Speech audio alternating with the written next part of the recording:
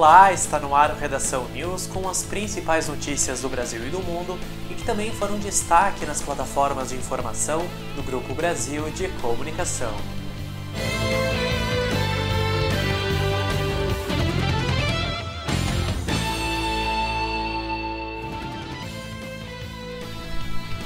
A Polícia Civil prendeu um homem de 25 anos em Canoas, na região metropolitana de Porto Alegre. Segundo a investigação, ele era responsável por fazer teleentrega de cocaína em festas de luxo. Um homem de 25 anos foi preso suspeito de realizar teleentrega de cocaína em Canoas, na região metropolitana de Porto Alegre. Segundo informações da 3ª Delegacia de Polícia, ele vendia a droga em pinos, que são embalagens de plásticos usadas por traficantes em São Paulo, em festas de luxo. As vendas eram feitas para um público de classe alta, na maioria das vezes universitários. A polícia foi até a casa do suspeito e o prendeu em flagrante. Foram apreendidos 107 pinos de cocaína, o que totaliza 300 gramas da droga. Ele foi encaminhado ao Presídio Central de Porto Alegre. O julgamento da Boate Kiss em Santa Maria durou 2 dias nesta semana. Dos 8 réus que foram apresentados ao júri, 6 foram absolvidos e 2 foram condenados pelo incêndio que matou mais de 240 pessoas em 2013. A Justiça Federal condenou 2 dos 8 bombeiros réus no caso da tragédia na Boate Kiss no segundo dia de julgamento. A decisão partiu de um conselho formado por 5 juízes. Foram condenados o ex-comandante do 4º Comando Regional de Bombeiros, Tenente-Coronel Moisés da Silva Fux, e o capitão Alex da Rocha Camilo, responsável por assinar o segundo alvará da Boate Kiss. Eles foram condenados a penas de 6 a 1 ano, mas não serão presos. Fux e Camilo não poderão se afastar da cidade de Santa Maria e deverão se apresentar a cada 2 meses na Justiça Militar. Caso não cumpram as medidas, terão prisão decretada. Tiveram absolvição os soldados Gilson Martins Dias, Wagner Guimarães Coelho, Marcos Vinícius Lopes Bastide, o sargento Renan Severo Berlese, o primeiro-tenente Sérgio Roberto Oliveira de Andrades e o tenente-coronel Daniel da Silva Adriano. A Agência Nacional de Saúde Suplementar, ANS, fixou em 13,55% o índice máximo de reajuste a ser aplicado neste ano aos planos de saúde contratados a partir de janeiro de 1999. O percentual vai incidir sobre o contrato de cerca de 8 milhões e 600 mil beneficiários.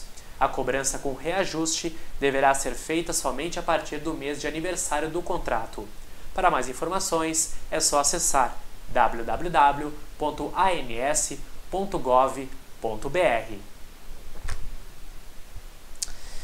E o governo federal vai destinar mais de 5 milhões de reais para a reconstrução das casas que foram atingidas por um tornado no mês de abril em Santa Catarina.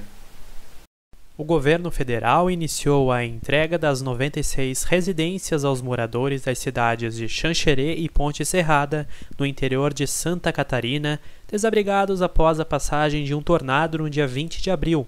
O Ministério da Integração Nacional vai repassar para o governo de Santa Catarina cerca de 4 milhões e 600 mil reais e todas as famílias receberão as novas moradias em até 120 dias. Em visita aos 2 municípios em 27 de abril passado, a presidente Dilma Rousseff sobrevoou as áreas afetadas e anunciou que o governo federal adotaria as medidas necessárias para o apoio e reconstrução das localidades atingidas. Na ocasião, Dilma comunicou a liberação de 2 milhões e 800 mil reais para ações emergenciais de socorro, assistência e restabelecimento de serviços essenciais e mais 3 milhões de reais para a reconstrução do ginásio municipal, que foi completamente destruído. Além disso, foram liberados recursos do FGTS e a antecipação dos benefícios de prestação continuada do INSS para as famílias que desejassem utilizar os benefícios na recuperação de prejuízos.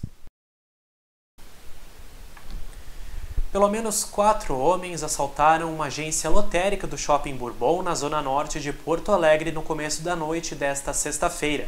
A quadrilha rendeu 5 pessoas que trabalhavam no local e levaram mais de 30 mil reais. Eles estavam sem máscaras e quebraram uma vitrine do estabelecimento. Houve disparos de arma de fogo, mas ninguém ficou ferido. O grupo acabou fugindo, mas a Brigada Militar atua nas buscas. E na última terça-feira foi realizada a segunda fase da Operação Pescado contra o comércio ilegal de peixe em Rio Grande. 2 pessoas foram presas por fraude e sonegação de impostos. 5 milhões de toneladas de peixes deixaram de pagar R$1 milhão em ICMS. A Receita Estadual deflagrou na última terça-feira a segunda fase da Operação Pescado contra fraudes do ramo atacadista de pescados no município de Rio Grande, na zona sul do estado gaúcho. O esquema se valia de empresas de fachada que representavam, segundo a Receita, mais de R$300 milhões de impostos sonegados nos últimos 5 anos. Na operação, houve a prisão de 2 envolvidos e foram cumpridos mandados de busca e apreensão em empresas e escritórios de contabilidade. Mesmo após a primeira etapa da Operação Pescado, desenvolvida em dezembro do ano passado, a fraude fiscal no ramo atacadista se reestruturou e apenas nos primeiros 5 meses de 2015 já movimentou mais de 5 mil toneladas de peixes para outros estados, com a sonegação de R$1 milhão em ICMS. Os principais beneficiários da fraude eram empresas de Santa Catarina, proprietárias de barcos de pesca, em quantidade 3 vezes maior do que a frota gaúcha. As embarcações operavam entre Rio Grande e a divisa com o Uruguai. Foi assinada nesta semana a ordem de início das obras de implantação do aeromóvel em Canoas. Com a decisão, a Prefeitura do município abrirá até o final do ano uma licitação para as obras da primeira linha do aeromóvel, que será instalada entre a Estação Matias Velho até a Avenida 17 de Abril, no bairro Guajuviras. Serão 6 quilômetros e 9 estações. Outra novidade anunciada é a mudança de endereço da sede da empresa aeromóvel, que passará a ser em Canoas e não mais em São Leopoldo. O valor estimado para as obras é de R$287 milhões. Nos Estados Unidos, a corrida para a Casa Branca no ano que vem já está disputada. Nesta semana, o ex-governador do Texas, Rick Perry, declarou que vai entrar no páreo mais uma vez. O ex-governador do Texas, Rick Perry, declarou que tentará concorrer novamente à Casa Branca no ano que vem. O republicano liderou o estado norte-americano durante um período de acelerada expansão econômica, no entanto, realizou uma equivocada pré-campanha presidencial em 2012. Perry ganhou o apoio dos republicanos conservadores durante um recorde de 14 anos como governador, com medidas como restrições ao aborto e redução de impostos. Como candidato à presidência, ele deverá enfatizar a criação recorde de empregos durante seu mandato como governador e os esforços no envio de tropas da Guarda Nacional Texana para proteger a fronteira do país com o México. No entanto, ele terá um grande desafio de se destacar em meio a um campo lotado de candidatos republicanos em 2016. A Polícia Federal abriu inquérito administrativo para investigar o agente policial que apontou uma arma para um homem durante uma briga na madrugada da última quarta-feira em frente a uma boate de Santa Maria, na região central do Rio Grande do Sul. Câmeras de segurança registraram o momento em que o policial mira contra o homem. Segundo o delegado Getúlio de Vargas, a Polícia Federal investiga a conduta do agente, que relatou ter sido agredido e ainda registrou ocorrência de lesão corporal grave na delegacia da cidade. Depois das lâmpadas de 100 e de 200 watts a serem retiradas de mercado, agora é a vez das incandescentes de 60 watts.